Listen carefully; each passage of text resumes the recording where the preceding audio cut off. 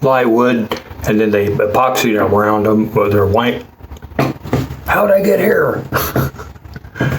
Oh, okay.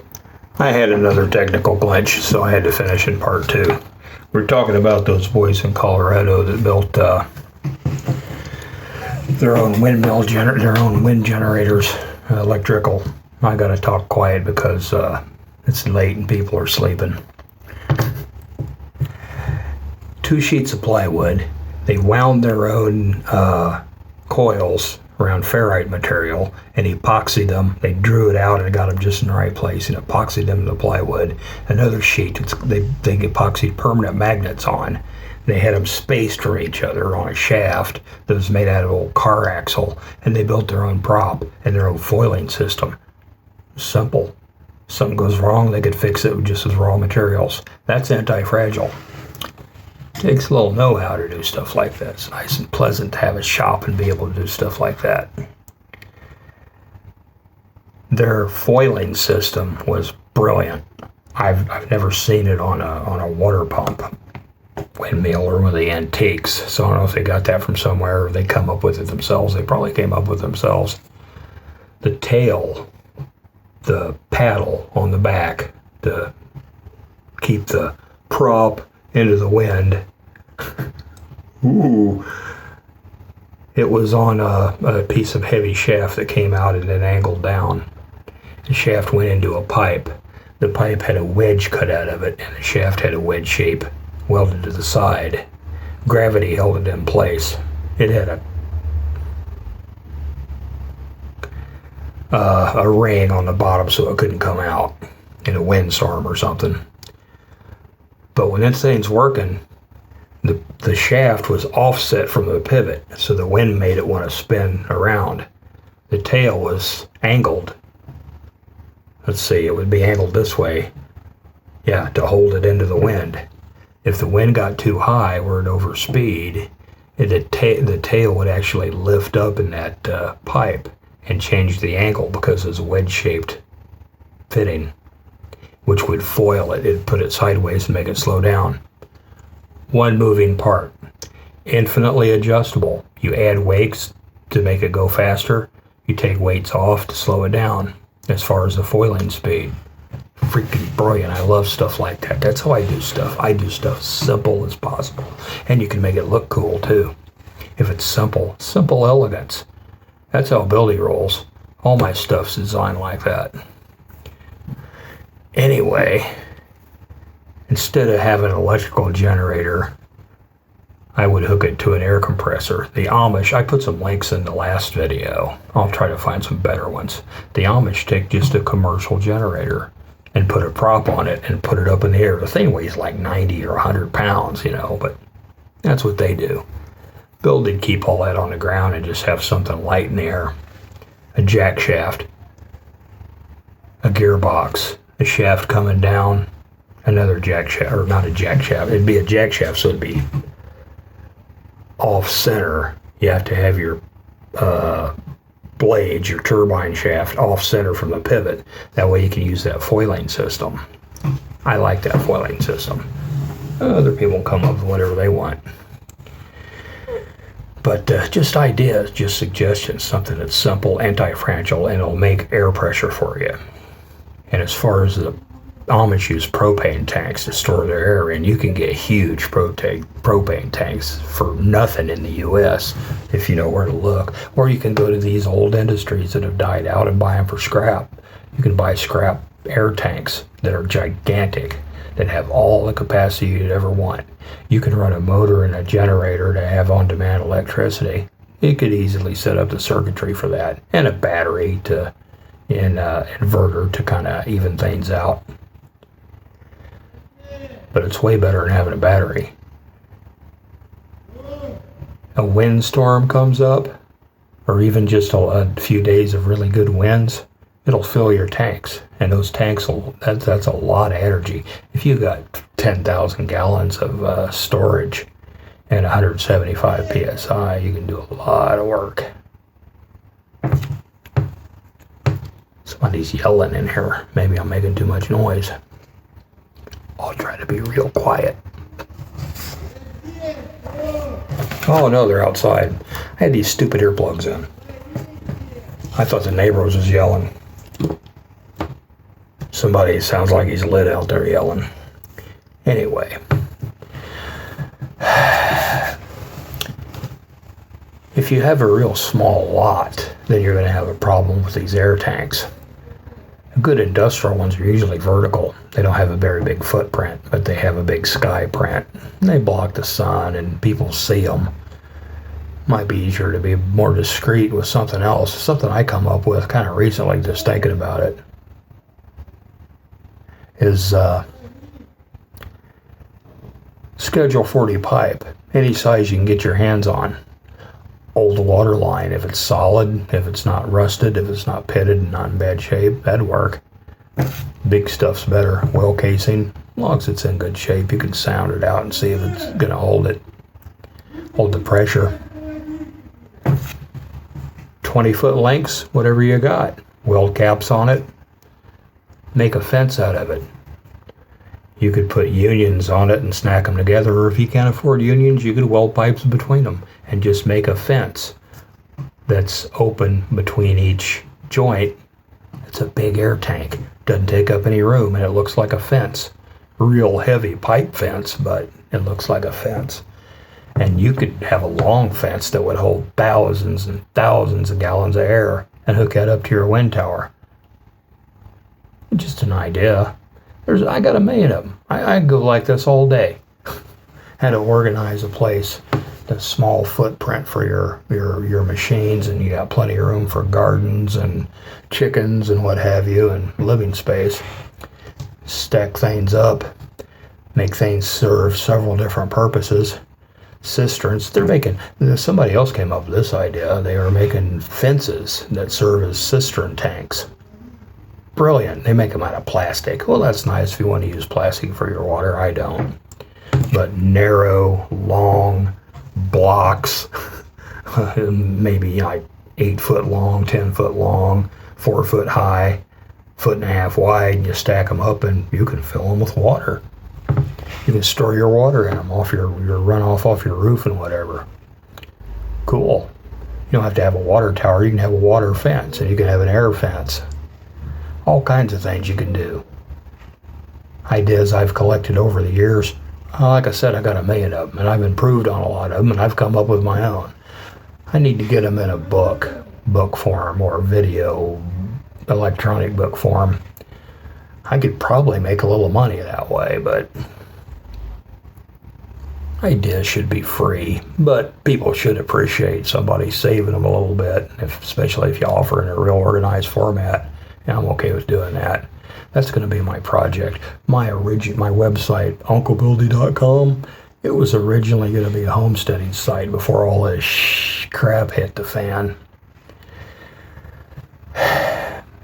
And like I said, when I'm going to convert it to a political magazine, the political philosophers and the Eurasianist heavies, Uncle Buildy. It's like they couldn't get their head around it. I mean, it's what happens. Roll with it, man. It's rat technology. Use what you got. You can still make it work real good for you, and sometimes you come up with something that's just freaking brilliant. We used to do that in the motorcycle world. I worked at an exotic car shop in Houston, and I had a 1955 Harley K model. I ended up putting Chevy and Jaguar parts on the thing to make it work. I put Ford parts in a BMW R75 I had. That's a motorcycle. The alternator went out. It had a rectifier that cost like back then it was like $400 for the rectifier, and it looked just like an ordinary rectifier. And so I got a rectifier out of a Ford alternator, and I drilled it out so it fit the bolt holes and put it in, and it worked great. 12 volts is 12 volts. It doesn't care if it's German engineering that costs $400 or out of a 72 LTD sitting in the junkyard and it costs you almost nothing. A lot of people don't know that. I'll give you another little tramp tip. When you're doing a low budget motorcycle touring and you need some parts, I had the Beamer. It was a very dependable bike. It was nice. I had customized it. It had a little style. I had a lot of really old parts I'd found sitting in barns off R27s and stuff, the big flared fenders, and it was painted flat black. I had the big giant tall toaster tank. Not everybody's cup of tea, but I ran flat out with that thing everywhere. I rode from Houston to Chicago. Was it? No. It was from Memphis to Chicago, and I averaged like 90 miles an hour when the speed limit was 55.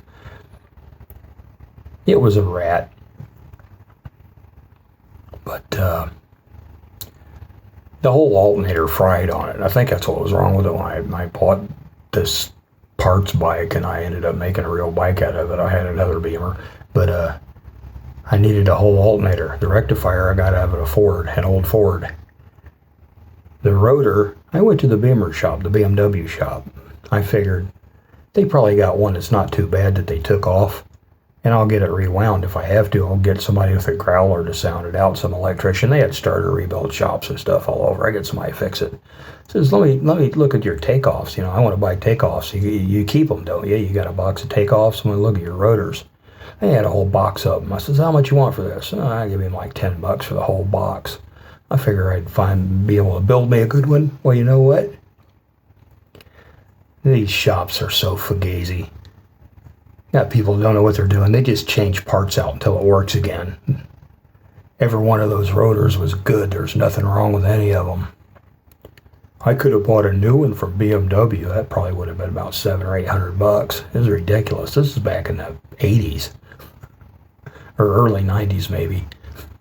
But they had a whole box of them. They took off other people's motorcycles and probably charged them, $1,200 or $1,300 to get her charging again. God knows what was really wrong with it. And yeah, they put new rotors on them. They didn't need them. All those rotors were good. You find that crap all the time.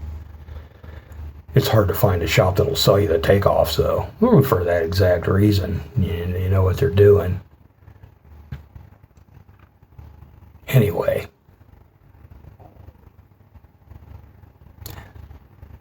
Rat technology, rat techniques, it's a lifestyle thing. It's a Tao. It's a place where you live. People like me did it by, well, not necessity. It was by choice, but we got ourselves in situations where you had to figure out how to do things for yourself. You had to keep rolling. You had to make things work. There's always a way to do it. You look at the basic principle of it. What does this do? Okay, this part is broken. How can I make it still do this with this part broken by making the simplest thing possible to make it continue to work and function just as good as it did? And sometimes you can even improve it and make it better. Engineers don't want to hear that kind of stuff, but most engineers I work with are rather dull. They just memorize formulas and get their degree, and then they think they know everything. You can't learn when you think you know everything. Anyway, let's think of some other ideas.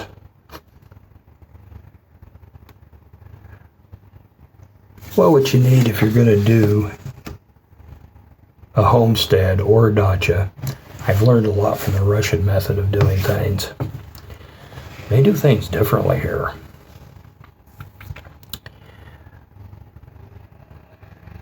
If they pour concrete like a slab, they'll set forms up, and they pour it by hand usually because it's much less expensive than getting a truck coming in there. A truck full of concrete is real expensive. You can buy bags of cement really cheap, and you can get gravel dumped off, gravel and sand. It might not be real high quality stuff, but you can make decent concrete out of it. I've noticed the way they do things. The way I would approach it, doing it by hand, I would form off a small strip, and I'd make it, and I'd just be crushing. I'd work my ass off and get that whole strip poured in one pour, or not one pour, but one day. Wouldn't let it set up, just keep going before it sets up, and keep going till you get to the end of the strip. And then I'd have the form on there with holes in it and rebar sticking in it, and then I have to peel the form off the rebar and go to another strip. Way they do it, that's too complicated. they'll put forms up and they'll pour in the middle of the form and flatten it off, and they'll just let it slop off on the sides. I don't know what the form's for. Beats me, but they do put forms up. I guess kind of as a guide. They leave the rebar and wire sticking out, and the concrete just naturally ends. It just slumps on the edges. And they'll go, except for the edge, your finished edge, they have it against the form, but the rest of it, they just have it open. And they'll pour another slab next to it. They don't even pour it into it. They start another one this far away from it and do the same thing again and again. Then they pour in between them. They let it set up. They quit work. It's okay. It doesn't bother them. They don't put a nice form on the end of it for it to sit to, and then drill holes and put rebar in it and then start again. They just let it slump with the wire sticking out. Then they start again and trowel it together. My God, that's not the way you're supposed to do that. But the way they build houses is just fine. Because they pour the freaking slab like a foot thick. It's like 10 to 12 inch slab because the cement's cheap that way. And they try to make it as low work as possible, doing it by hand. And then when they get that done, you've got your rebar sticking out for columns, and they'll pour columns by hand. They form them up and pour them by hand, and then they fill in with brick or block or air brick or whatever in between. And then once they get that up, then they pour a subfloor over that original floor, and they make it nice and level and smooth and perfect because it's only like a 3 or 4 inch slab. It doesn't have to be 4 because it's on a real solid foundation. Basically, your slab, your 10 inch or 12 inch thick slabs they pour on the beams in the house, it's basically flowable fill. We used that in the factories. We had like a giant brooch that makes machine parts that goes down into the ground like 16 foot deep, and we'd have to fill that pit. We just bring in truckloads of flowable fill. It's concrete, but it's real poor quality. Just dump it in there and get it up to the slab level and pour a nice slab on top of it. It's basically what they're doing. It's freaking brilliant. It's much easier than doing it my way. I watch them and I learn from them. They know how to do things the easy way. They're just not real big on level and square. They don't really care about that stuff very much. Americans that come here and want to build a dacha, they want the real square and level and plumb and nice looking as it's being built. And Russians don't understand that. You can get contractors to do that, but they'll cost you a lot more. But as far as American stuff goes, I know how to build stuff easy and cheap. You need to plan your site. You're gonna make a homestead. You're coming in off the road. You got a driveway. How big a place you got? Where do you want everything? You got to see where the sun's oriented, what elevation you're at, and the winter sun angle, the summer sun, where the shadows are at, and plan it very carefully. Where's your cistern gonna go? And then you have to figure out what order you need to do things in where it benefits the next step instead of getting in the way. And what you're going to have to live there and be partially functional with very little work to get started and then go from there without having to tear stuff down and put stuff back up and all that. Uncle Billy knows how to do that. I can write out scenarios and along those lines, or I can consult with people. But let's not get ahead of ourselves. The first technology you need is how to acquire some land, unless you have some, and how to put together a community, how to vet people, how to get things legally organized and socially organized where you benefit from each other and you'll have manners and respect each other's privacy and property, but still can help and accentuate each other's work. You have to have a community to be self-sufficient. You can be self-sufficient all by yourself, but it's pretty rugged. I know how to do that. I've thought about it because I thought, well, if I get trapped down here while I'm working in the U.S., they lock things down and they really go for it, I'm going to have to go off and live in the woods. Yeah, you can be self-sufficient by yourself and you can defend yourself and all that completely alone, but you're going to have to be invisible. You're going to have to hide real good and not leave any footprint anywhere. It can be done, but it doesn't sound like a real fun lifestyle. I'd do it, but then I'm a little odd. I've never been able to figure out why people think solitary confinement is punishment. Well, what's up with that? If I was in prison, I wouldn't want to be around those other people. They're freaking monsters. They're criminals and they're idiots. I'd want solitary, you know. I'd make sure I got it too, and I know how to do that. But, you know, some people don't like being alone. They're more social than me. I could be around other people. I enjoy that too. I'm funny that way. I could take it or leave it. I could always take or leave things. I'm a pretty zen guy. Some people don't understand that and they get all warped about it. Oh, you're always all right with everything. So they think there's nobody there, I guess. The man that wasn't there. Well, I'm here. I'm still here and I'm still talking. The best way to be self-sufficient is to be self-sufficient with a bunch of other people. That's the best, a community. How do you form a community? Well, you don't have to. It's organic. It happens naturally, unless you're a real asshole. I was an outlaw biker, and I've been in several different outlaw biker families, and I really became a very close part of a couple of them. Well, maybe three of them, three separate ones. People automatically respect people that deserve respect. People automatically know who's competent and who's good at what. And people automatically, they self-organize. They don't need bureaucracy. You don't need some book of rules or anything. But no, I guess a lot of people just aren't like that. They're tame. They don't know how to run in a pack. They've lost that. I think it'd be relearned really quick. Except for the people that double down on their ego and want to be in charge when they're incompetent and they don't deserve it, and they want respect that they don't deserve. It's a lot of people like that. You just gotta shun them. You gotta stand up to them. Say, "I'm sorry, bud, but you're not gonna fit in here very good." And don't be judgy after they prove it real clearly a couple of times. Yeah, and they will. You could build a community without hardly any effort at all. It's just finding the right people. And I think that can organically happen too. Not so much on the internet, but the internet's a good tool for it too. Beartaria, you guys know about Beartaria and the Bear Network. That's a pretty good resource. I read some of that stuff. I see some really good people there. They're wanting to do that. They're wanting to have communities. They're wanting to be self-sufficient. Good resource. Why you can look at it, you better look. If you live in a city, you better be thinking about finding some way to survive. It's going to get bad. I hope I'm wrong, but there's city technology too. I'm going to put some links in here. There's people that have organized communities in cities, food communities, communities to restore or conserve water in the desert. I'm going to put 2 links in here in this one. It's just going to have 2. They're delightful. They're not my kind of people. They're hippies. Ugh. But no, you can go with that too. I can learn from hippies. I've been to these seminars for building cob buildings, straw bale buildings, earth bag buildings, earth ships, cordwood buildings. I've studied every bit of that, all of it.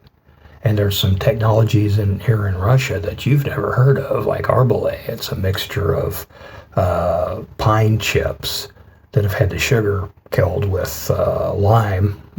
They use quick lime or some sort of, you got to have some sort of calcium to kill the sugars in the pine. And then once that's done, you mix them with concrete. The aggregate in the concrete is pine softwood chips. It makes a fantastic material. It's insulative. And you make it really big and thick because it's pretty light. You can drive nails in it. You can saw it. It's a great material to work with. And it's proven because they started experimenting in the Soviet Union with that back in the early 80s, and they've built apartment complexes out of it in Archangelisk, where they have a really harsh climate, and they're still fine. They're still in excellent shape.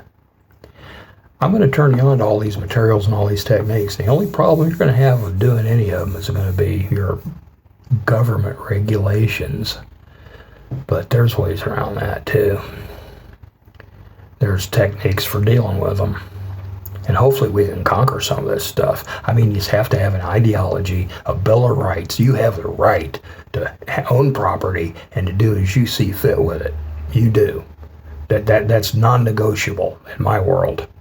And it needs to be etched in stone. And there's all these people, these parasitic ego heads that want to control everything, and they want to decide how the community should look. All these old hens sitting around cackling and deciding what color everybody's trim should be and what kind of car they can park in the driveway. And forming homeowners associations. That's all a thing of the past. Except for the uber rich, the elites. If they've got a place at their table, then God help them. They can have a little party and they can, they can go with it. But us real people, it's an adventure. We're gonna survive. We're gonna do good. And we're gonna get healthy because we're growing happy vegetables and we're eating happy chickens. Anyway. I'm going to cut this off now, but that's where I plan on taking this. We're still going to talk about the news and geopolitics, but the focus is going to be on what I think is needed, and especially for Americans. Some ideas on how to do well during these times. There's a lot of sources for that, but there's a lot of people that will mislead you too. Anyway. It's late. Uncle Billy signing out.